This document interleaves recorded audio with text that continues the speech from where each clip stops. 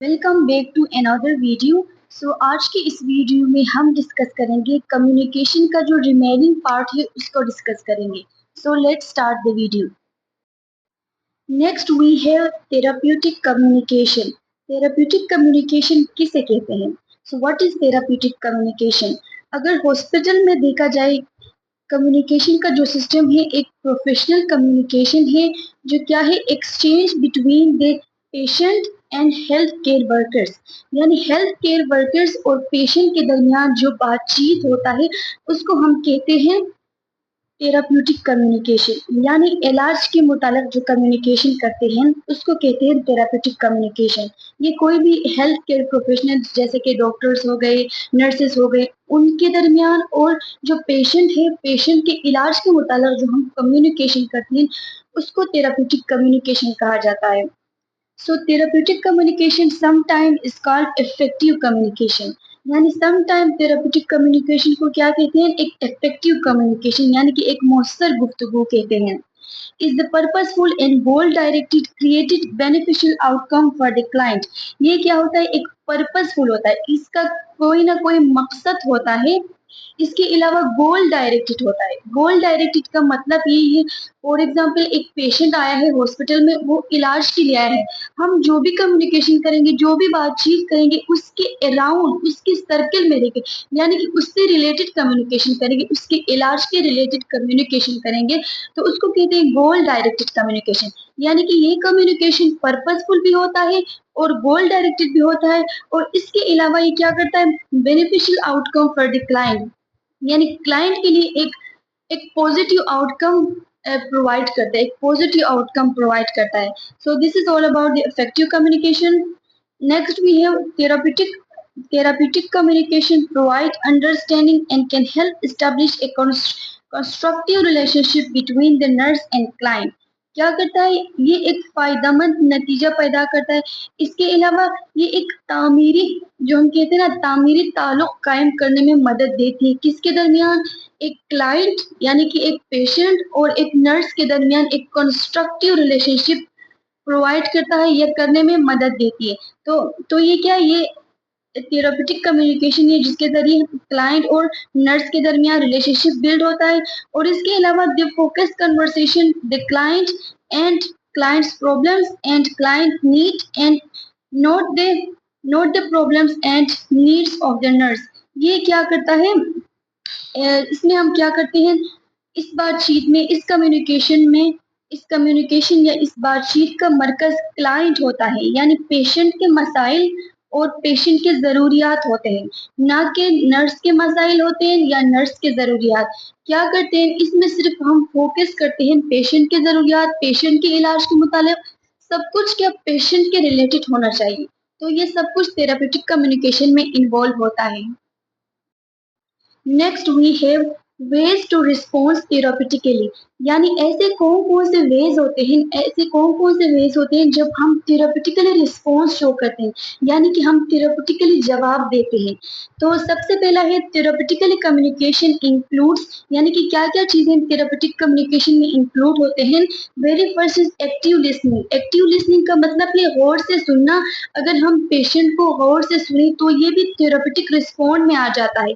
उसकी बातों को सुनिए, वो क्या कहना चाहते हैं, और इसके अलावा उसकी जो कंडीशन है, उसकी जो पास का जो हिस्ट्री वगैरह है, हम पेशेंट को सुने। दूसरा है प्रोफेशनल टच। यानी प्रोफेशनल टच का मतलब पेशेवराना राब्ता रखना चाहिए, यानी कि एक्स्ट्रा ऑर्डिनरी पेशेंट के साथ राब्ता नहीं करेंगे।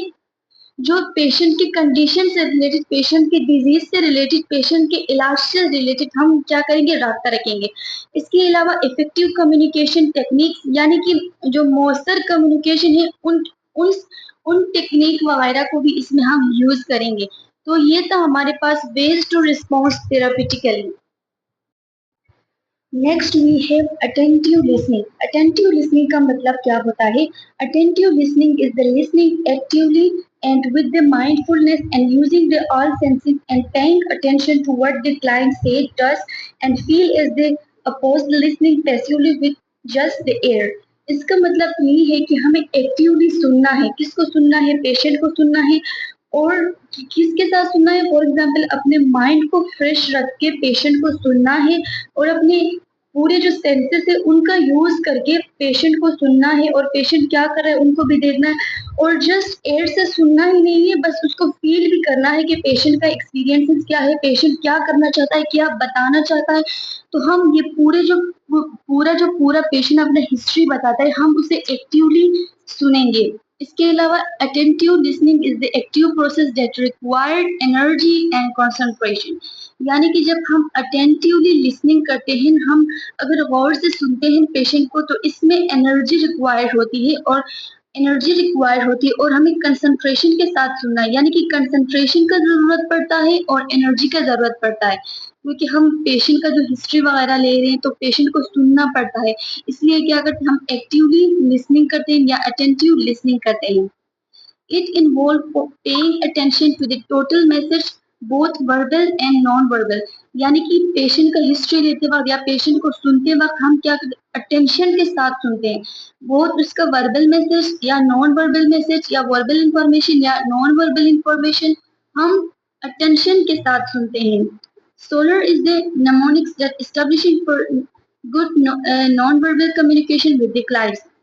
अगर पेशेंट और हेल्थ केयर प्रोवाइडर के दरमियान एक कन्वर्सेशन हो रहा है तो उसके लिए एक निमोनिक से हमारे पास for example solar SOLER solar, तो इसका यूज करके हम पेशेंट का असेसमेंट कर सकते हैं या पेशेंट से हिस्ट्री ले सकते हैं या पेशेंट के साथ कन्वर्सेशन कर सकते हैं। तो फॉर एग्जांपल एस से आता है sitting स्क्वायरली and focusing the client. तो इसका मतलब ये है कि जो क्लाइंट से हम बात कर रहे हैं उसके बिल्कुल सामने बैठ जाएँ, यानी कि उसके सामने जाके बैठ जाएँ। तो इसका मतलब ये है कि यू लुक एट डायरेक्टली, क्योंकि आप उसे डायरेक्टली देख सको। इसका मतलब ये है कि अगर उसे आप उसे डायरेक्टली देख सको तो उसका मतलब ये है कि आप उसके लिए अवेलेबल हो, आप उसको सुनना चाहती हो, आप वो कुछ जो बता रहा है आप उसमें इंटरेस्ट लेते हो।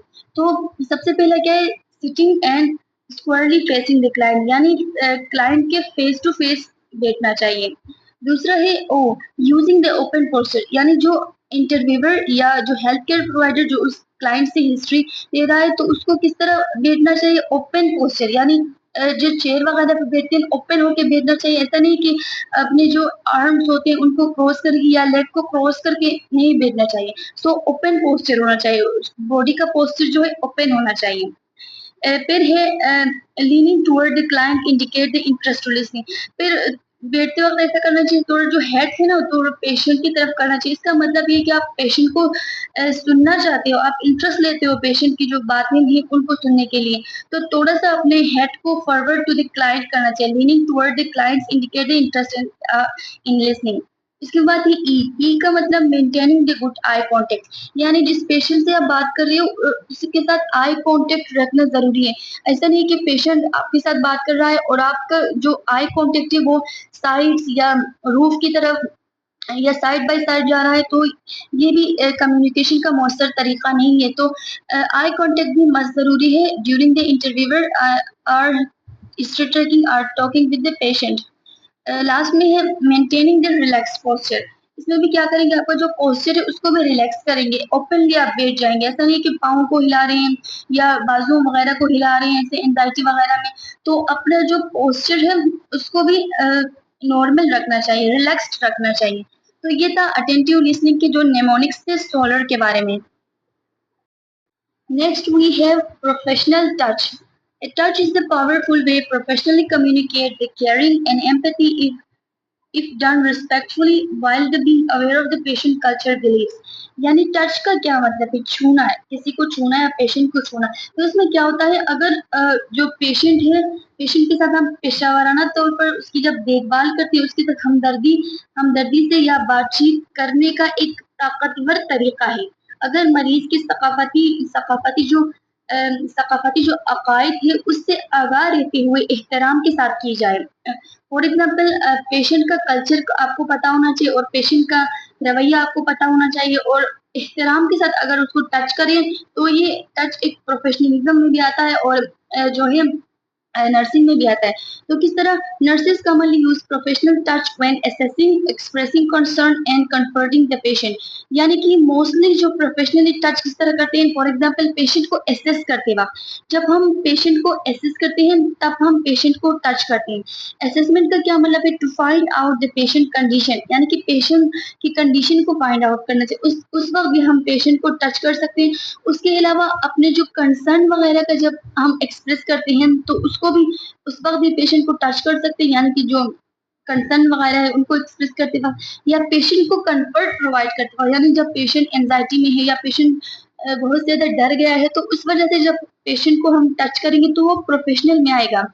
For example, simply holding the patient hand during the painful procedure can be effective providing the comfort।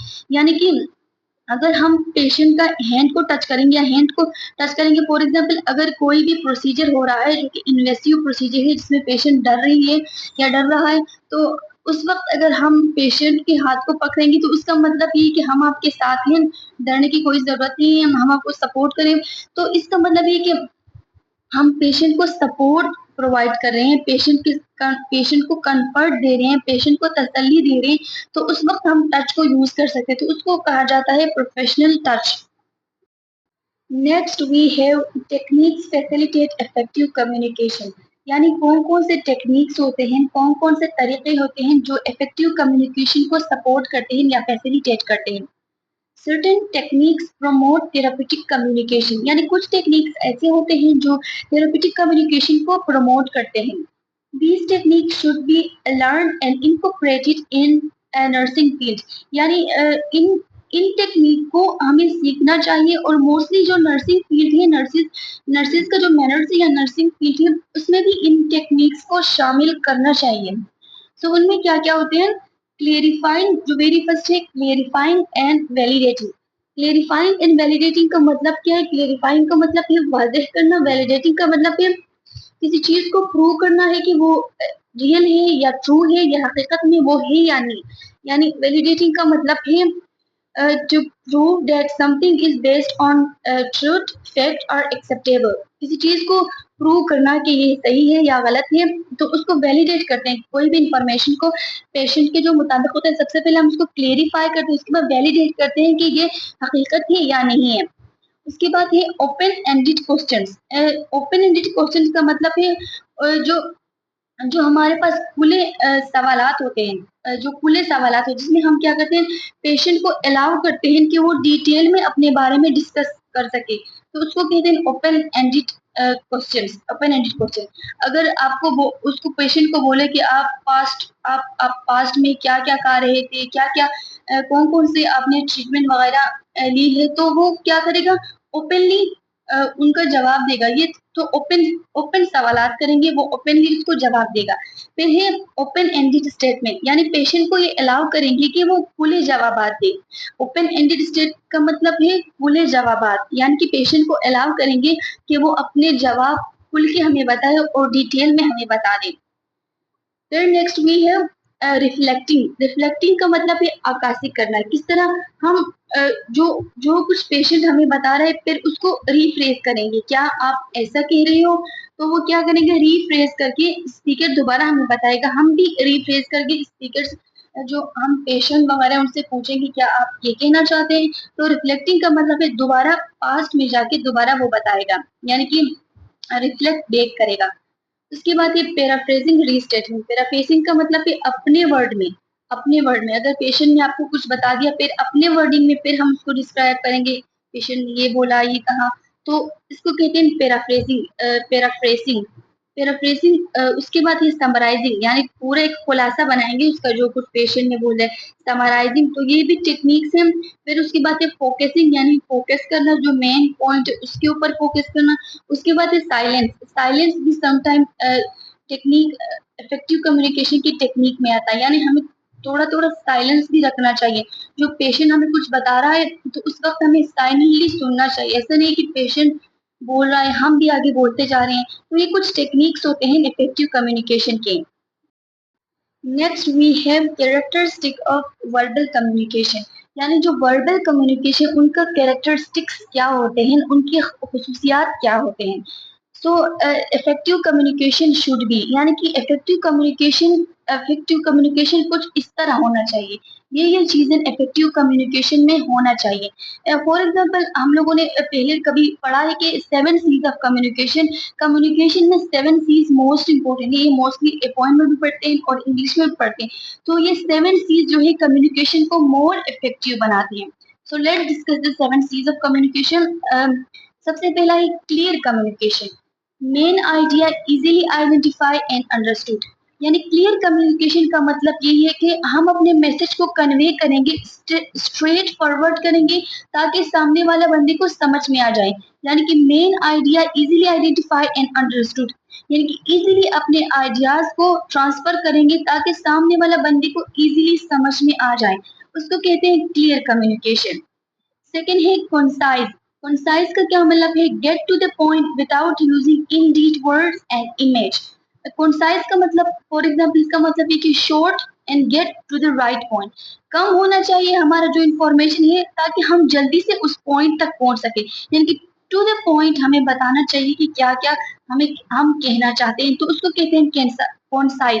यानी कि get to the point without using, यानी कि जो अननीडेड वर्ड्स होते हैं उनको यूज नहीं करेंगे और अननीडेड जो इमेज होते हैं उनको यूज नहीं कर, डायरेक्टली हम पॉइंट पॉइंट टू पॉइंट बात को बता देंगे, तो उसको कहते हैं कंसाइज। फिर है कंक्रीट। कंक्रीट का क्या मतलब है?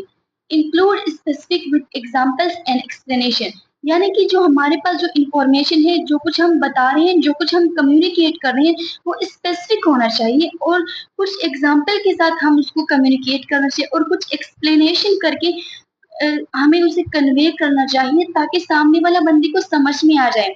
थोड़ा हम एक्सप्लेन करेंगे, थोड़ा एग्जांपल देंगे और उसको स्पेसिफिक बनाएंगे, यानी कि उसका एक मीनिंगफुल बनाएंगे, तो उसको कंक्रीट कहा जाता है। उसके बाद है करेक्ट। करेक्ट का क्या मतलब है? An information word choice and grammar. इसका मतलब है कि हम जो कुछ भी कम्युनिकेट कर रहे हैं, कोई भी इंफॉर्मेशन या कुछ भी बोल रहे हैं, वो ग्रामेटिकली राइट होना चाहिए। वो इंफॉर्मेशन, सबसे पहले इंफॉर्मेशन सच्चा होना चाहिए, रियल इंफॉर्मेशन होना चाहिए। और जो चॉइस कर रहे हैं वर्ड्स का, वो ग्रामेटिकली राइट होना चाहिए। ऐसा नहीं कि ग्रामेटिकल एरर उसमें ज्यादा है फिर भी हम कम्युनिकेट कर रहे हैं, तो उसको करेक्टनेस या करेक्ट कहते हैं। फिर उसके बाद है कोहेरेंट। कोहेरेंट का मतलब है information presented in logical sequence, यानी कि लॉजिकल सीक्वेंस का मतलब है वेल मैनर्ड, यानी कि तरतीब के साथ, एक पर्टिकुलर ऑर्डर के साथ हमें इंफॉर्मेशन को कन्वे करना चाहिए। यानी जो पहला पहला हमें क्या बोलना है, दूसरा क्या बोलना है, थर्ड में क्या बोलना है, तो इस तरह हम क्या करेंगे, कोहेरेंट फॉर्म में इंफॉर्मेशन को एक लॉजिकल सीक्वेंस में हम कम्युनिकेट करेंगे, एक स्पेसिफिक ऑर्डर में, एक स्पेसिफिक लाइन में हम उसे कन्वे करेंगे। उसके बाद है कंप्लीट। कंप्लीट का क्या मतलब है? Enough information for the audience can understand, यानी कि जो कुछ हम कहना चाहते हैं, जो कुछ भी हम कम्युनिकेट करना चाहते हैं, वो इतना एनफ, इतना काफी होना चाहिए कि सामने वाला बंदे को समझ में आ जाए। यानी कि हमारा इंफॉर्मेशन जो है, जो हम कुछ कहना चाहते हैं, वो कंप्लीट होना चाहिए। ऐसा नहीं कि जो थोड़ा कुछ बता दिया बीच में आके हम लोगों ने छोड़ दिया, ऐसा नहीं होना चाहिए। यानी कि जो इंफॉर्मेशन बता रहे हैं वो कंप्लीट करना चाहिए। उसके बाद है कोर्टेजेस। इसका मतलब है पोलाइट एंड प्रोफेशनल टोन, यानी कि जब हम कुछ भी कम्युनिकेट करते हैं, सबसे पहले हम पोलाइट और प्रोफेशनल टोन में करें। पोलाइट का मतलब कि हम आजीजी के साथ करें, या कह सकते हैं कि वेल मैनर्ड बिहेवियर, यानी कि हमारा बिहेवियर अच्छा रवैये के साथ, हमारा रवैया अच्छा होना चाहिए जब हम कुछ कम्युनिकेट करते हैं। और इसके अलावा प्रोफेशनल टोन, यानी हमारा जो लहजा है वो प्रोफेशनल होना चाहिए, यानी कि जो भी मैसेज हम कम्युनिकेट करें वो रिस्पेक्टफुली और अफेक्टिव मैनर में कम्युनिकेट करेंगे। तो ये था कैरेक्टरिस्टिक ऑफ इफेक्टिव कम्युनिकेशन।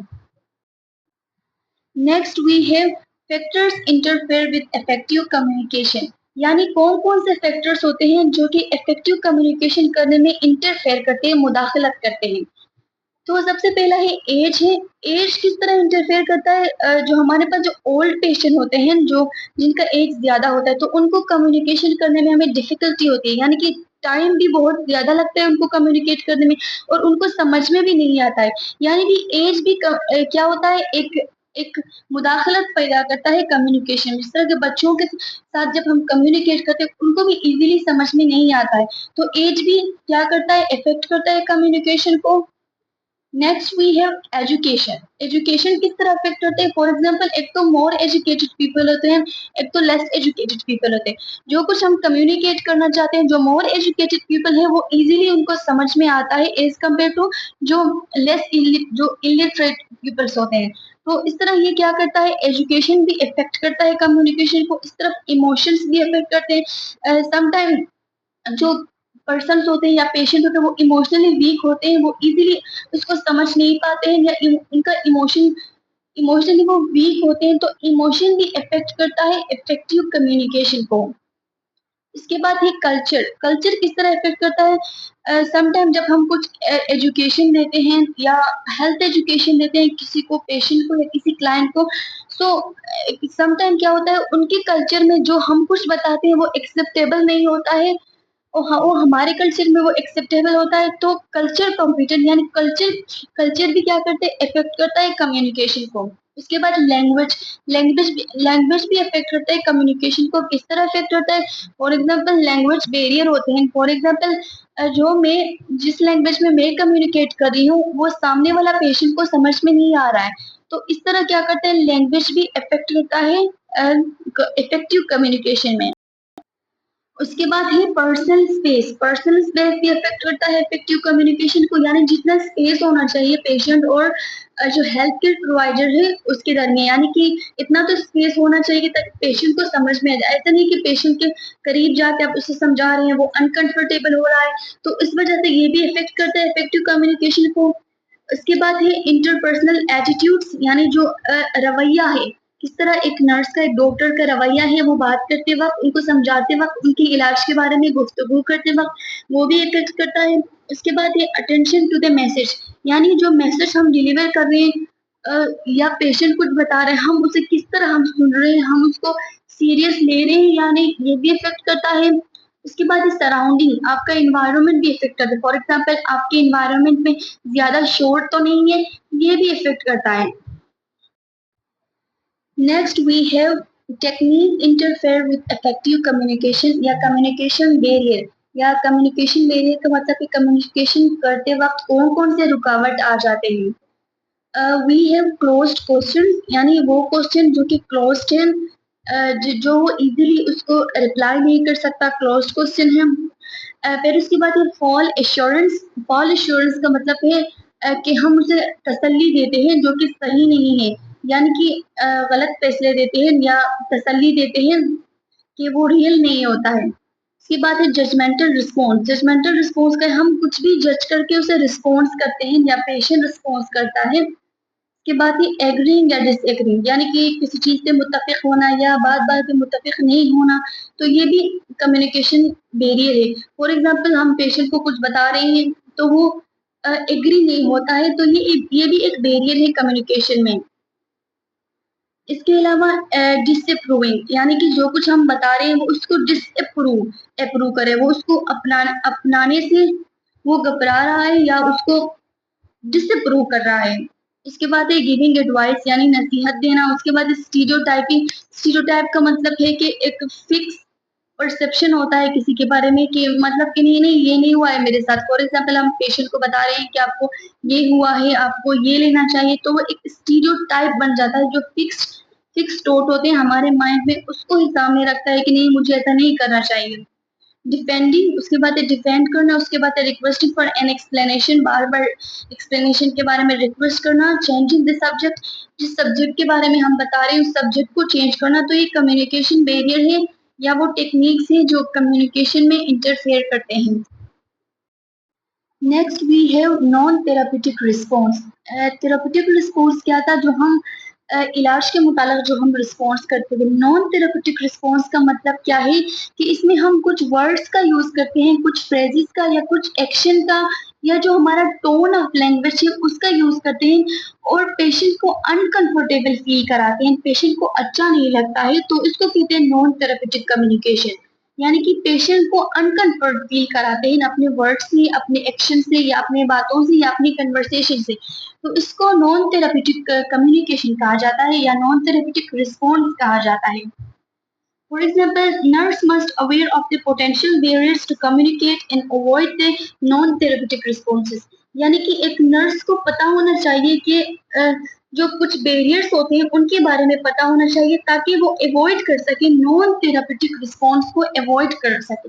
कुछ बातों का ख्याल रखना चाहिए ताकि नर्स अवॉइड कर सके कि कोई भी इंफॉर्मेशन नॉन थेरापेटिक वे में पेशेंट को डिलीवर ना हो जाए।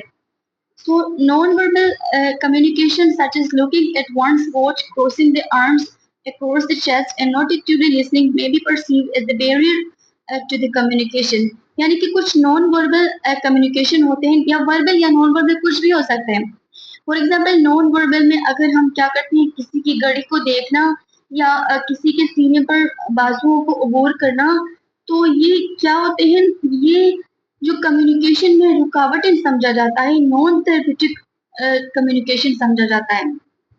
और अगर हम एक्टिवली लिसनिंग नहीं करते हैं, not actively listening, for example अपने क्लाइंट को हम गौर से नहीं सुनते हैं, तो उसको भी क्या समझा जाता है, बैरियर इन कम्युनिकेशन, यानी कि आपकी कम्युनिकेशन में रुकावटें रुकावटें समझा जाता है। सो ये था नॉन थेरेपेटिक रिस्पॉन्स के बारे में। Next we have documentation. So documentation का क्या मतलब है, हम जो हमारा क्लाइंट जो है, जो पेशेंट रिलेटेड कुछ भी होते हैं, फॉर एग्जांपल हम पेशेंट के ऊपर कुछ भी काम करते हैं, पेशेंट को मेडिकेशन एडमिनिस्टर करते हैं या पेशेंट के वाइटल्स वगैरह चेक करते हैं या पेशेंट का जो प्रोसीजर है, फॉर एग्जांपल उसका एक्सरे वगैरह करते हैं या पेशेंट का डिफरेंट वगैरह प्रोसीजर करते हैं, तो डॉक्यूमेंटेशन का मतलब है हम उसको रिटन फॉर्म में लिख लिख के रख देंगे ताकि हमारे पास एक प्रूफ रहे कि पेशेंट के ऊपर क्या-क्या काम हुआ है या पेशेंट को आगे क्या-क्या करना है, तो उसको कहते हैं डॉक्यूमेंटेशन।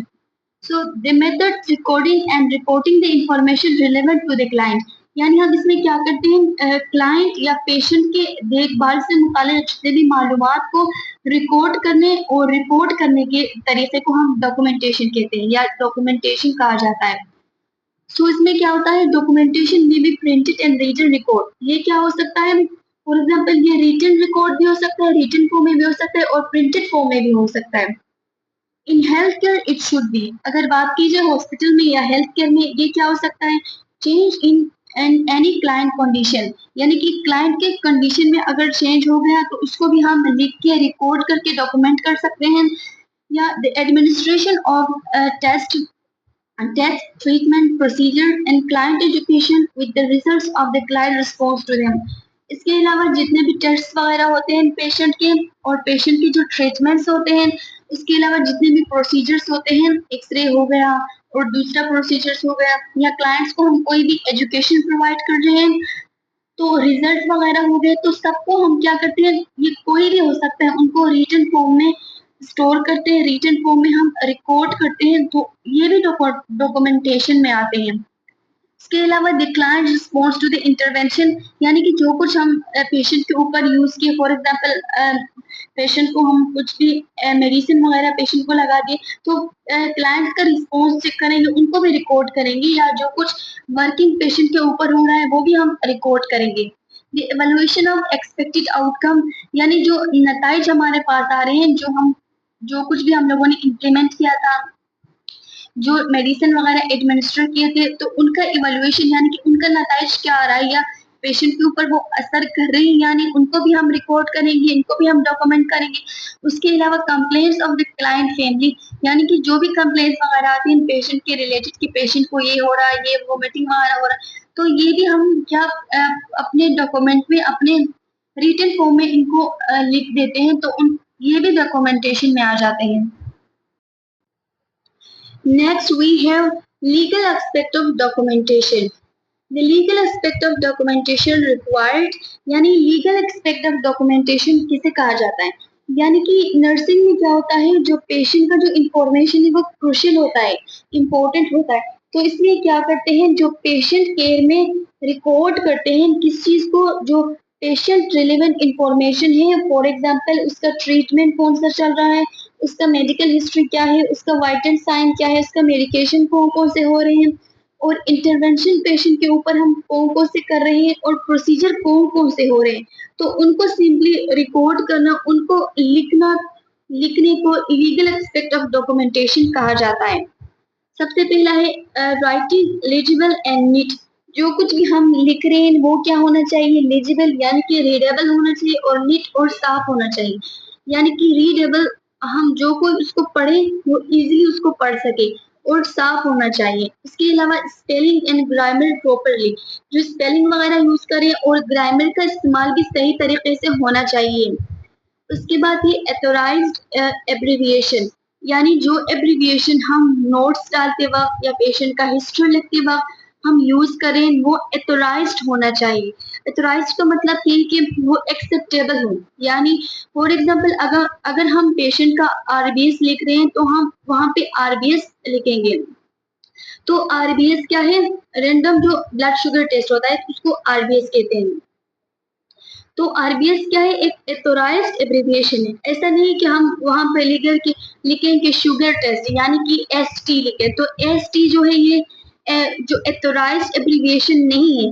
तो उसमें क्या करेंगे, एथोराइज्ड एब्रिविएशन का यूज करके पेशेंट का हिस्ट्री वगैरह लिखेंगे या पेशेंट का नोट्स डालेंगे। इसके बाद ये time sequence, factual descriptive entries and confidentiality, यानी कि टाइम के साथ साथ हम पेशेंट का हिस्ट्री वगैरह लिखेंगे और जो कुछ भी लिखेंगे वो क्या फैक्ट होना चाहिए, रियल होना चाहिए, पेशेंट के रिलेटेड होना चाहिए। अपनी तरफ से कुछ भी हम उसमें ऐड नहीं करेंगे। सब कुछ जो ये रियल होना चाहिए, फैक्चुअल डिस्क्रिप्टिव होना चाहिए।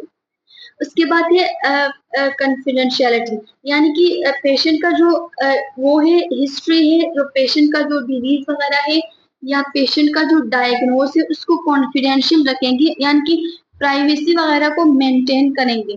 तो ये भी आ जाता है लीगल एस्पेक्ट ऑफ डॉक्यूमेंटेशन में। सो लास्ट में मैं सबको यही कहना चाहूंगी कि अगर ये वीडियो आप लोगों को पसंद आया तो प्लीज मेरे चैनल को लाइक करें, सब्सक्राइब करें और शेयर करें। और आगे भी मैं इस तरह का वीडियो वगैरह आप लोगों के लिए लेकर आऊंगी। प्लीज मेरे चैनल को सब्सक्राइब करें। नेक्स्ट जो एफओएन के पीपीटी है मैं उन पर काम कर रही हूँ, इंशाल्लाह वो भी आ जाएंगे। सो लास्ट में thank you for watching this video. Allah Hafiz.